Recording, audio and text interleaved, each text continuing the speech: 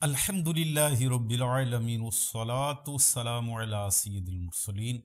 अल्लाह तबारक व तआला कुरान पाक में इरशाद फरमाता है कि व अहल्लल्लाहु बैया व हर्रम रिबा। अल्लाह तबारक व तआला ने बै को हलाल किया है और सूद को हराम किया है। आज से हम एक नया सिलसिला शुरू करने जा रहे हैं, यानी कि बै व शिरा के मुतल्लिक, तिजारत के अहकामात के मुतल्लिक। आज हर बंदे को तिजारत के मामलात से वास्ता पड़ता है, तो इसके लिए ज़रूरी है कि इसके अहकामात को बखूबी जाना जाए। तिजारत तो हर बंदा करता है, लेकिन वो ये नहीं समझता कि उसके लिए तिजारत के अहकामात सीखना ज़रूरी है। कि ये जो हदीस पाक है कि तालबुल इल्म फरीदतुन अला कुल्लि मुस्लिम, इसके अंदर बहुत ज़्यादा चीज़ों का इल्म हासिल करना फ़र्ज होता है, बतदरीज होता है। अब कोई बंदा तिजारत शुरू करता है ना, तो तिजारत के अहकामात सीखना उस पर फ़र्ज़ है।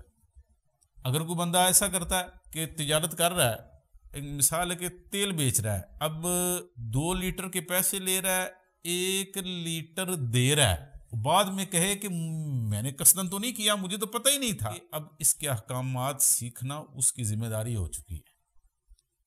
उमर फ़ारूक रज़ी अल्लाह ताला अन्हु, जब कोई बंदा तिजारत बाजार के अंदर शुरू करता, तो जो अहले इल्म ना होता ना, तिजारत के अहकामात को जानता ना होता, आप उससे बाजार के अंदर बैठने की इजाज़त अता ही नहीं फरमाते। तो एक ज़रूरी चीज़ जिसकी तरफ मैं आपकी तवज्जो दिलाना चाहता हूँ वो है कि रिवायत के अंदर ये मज़मून मौजूद है कि कसब हलाल कमाना फ़र्ज़ ऐन है। और कसब हलाल उसी वक्त कमाया जा सकता है कि जब बंदे को अपनी तिजारत के मुतल्लिक मालूमात हासिल हो, हराम और हलाल के मुतल्लिक आगाही हासिल हो।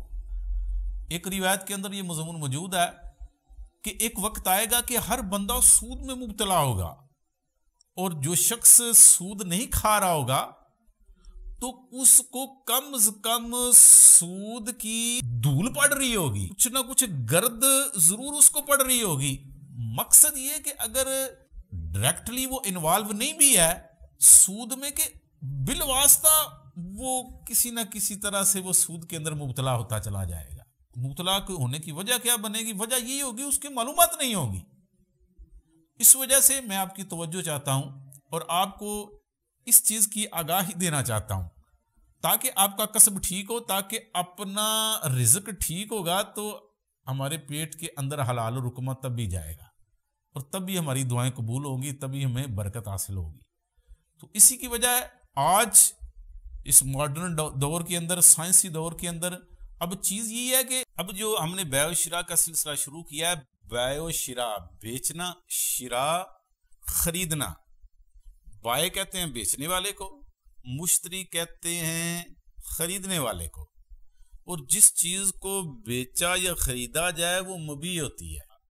मबी को जब खरीदेंगे तो उसके बदले में जो होता है वो समन होता है, ठीक है ना। अब ये इस्तिलाह इस्तेमाल होंगी कि जब मबी बाय ने बेची है, मुश्तरी ने वो मबी खरीदी है, तो मुश्तरी जो है ये बाय को जो पैसे देगा ना उसको समन कहते हैं। लोगों को बिल्कुल इसकी मालूमात नहीं है। अक्सर ये जो बै शिरा हो रही है ना, खरीदो फरोख्त हो रही, अक्सर ये गलत हो रही। लो जी, ऑनलाइन बै शिरा हो रही है।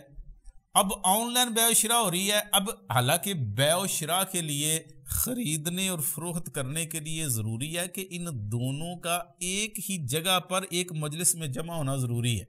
बाय इधर मौजूद है और मुश्तरी जो है बेचने वाला रावलपिंडी बैठा हुआ है और बै शिरा हो रही है।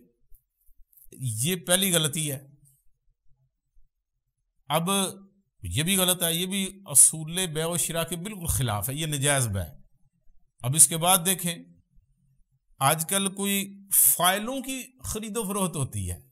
गवर्नमेंट का कोई पैकेजेस आते हैं, उन्होंने कोई जगह ली है जी, फलानी जगह वो फलाना प्लॉट होगा, वो हम खरीदेंगे, उधर एक बिल्डिंग बनेगी, बिल्डिंग का जो फ्लोर होगा 4 नंबर फ्लोर आपका होगा। ये मेरे एक रिलेटिव्स हैं, रिलेटिव्स में से हैं, उन्होंने मुझे बताया कि मेरा उधर एक बिल्डिंग बनेगी उसके ऊपर फिर मेरा फ्लोर नंबर फलां फलां होगा।